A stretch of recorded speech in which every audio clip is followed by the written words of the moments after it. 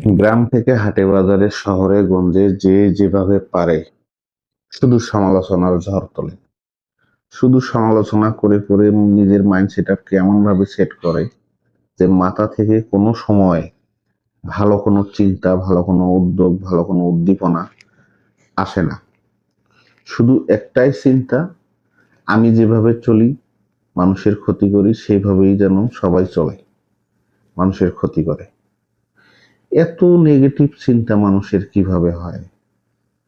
গ্রামে থাকি, শহরে থাকি সেটা বড় কথা নয়। কথা হচ্ছে আপনি ভালো চলেন, ভালো খান, ভালো থাকেন, ভালো পড়েন, ভালো কথা বলেন, ভালো মানে সবকিছুতেই ভালো চিন্তা করেন। এইটাও একটা সমস্যা। কেন আপনি ভালো খাবেন, কেন আপনি ভালো থাকবেন, কেন আপনি ভালোভাবে কথা বলবেন, কেন অন্যদের সাথে অন্য ১০ জনের চেয়ে ভালো বুঝবেন? এটাতেও এটা আরো বেশি করে সমস্যা। কি কারণে? আমরা যারা আছি বাংলাদেশের মানুষ, এটা আমাদের স্বভাবগত অভ্যেস হয়ে গেছে। এখন অভ্যেস, সবার অভ্যেস হয়ে গেছে।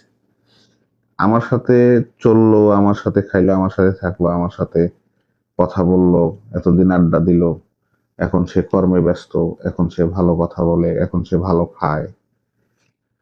এইটা আশপাড়শি, পাড়া প্রতিবেশী, বন্ধু বান্ধব, আত্মীয় স্বজন, যত সব নিকটতম লোক আছে, কারোরই সহ্য হবে না। আপনাকে কিভাবে টেনে হিঁচড়ে সেই নর্দমার কাতারে নিয়ে আসা যায় সেই চিন্তা করবে।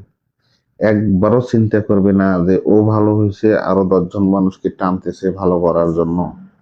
এই চিন্তা কারো মাথায় নেই। খালি চিন্তা একটাই, কিভাবে সে আগের জায়গায় নিয়ে আসা যাবে, আগের কাতারে থাকবে, মানে ওই নর্দমার কাতারে ভালো জায়গায় যাবেন কিভাবে। যেই জায়গায় আছি সেই জায়গায় থেকেই চিন্তা করি আমি যেন আমার পজিশনটাকে আজীবন ধরে রাখবো। কোনোদিন যেন আমার এই জায়গায় কেউ যাতে না আসতে পারে সেই চিন্তা করো। আরে ভাই, জিন্দেগি কি সবসময় মানুষের একই রকম থাকে? চা খাইতে যাবেন সেখানেও শয়তানি, সেখানেও দুনিয়ার মানুষের কাহিনী নিয়ে আলোচনায় ভরপুর। নিজের কাজে মনোযোগী হই, যে যেখানে আছি সেই ধরনের কাজ, যে ধরনের কাজই করি না কেন, কাজের জায়গাটাকে স্বচ্ছ রাখি, মনোযোগ দিই কাজের দিকে। নিজেরও চেঞ্জ হয়ে যাবে, মানুষও ভালোবাসবে।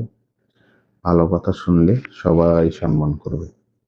ভালো থাকবেন সবাই।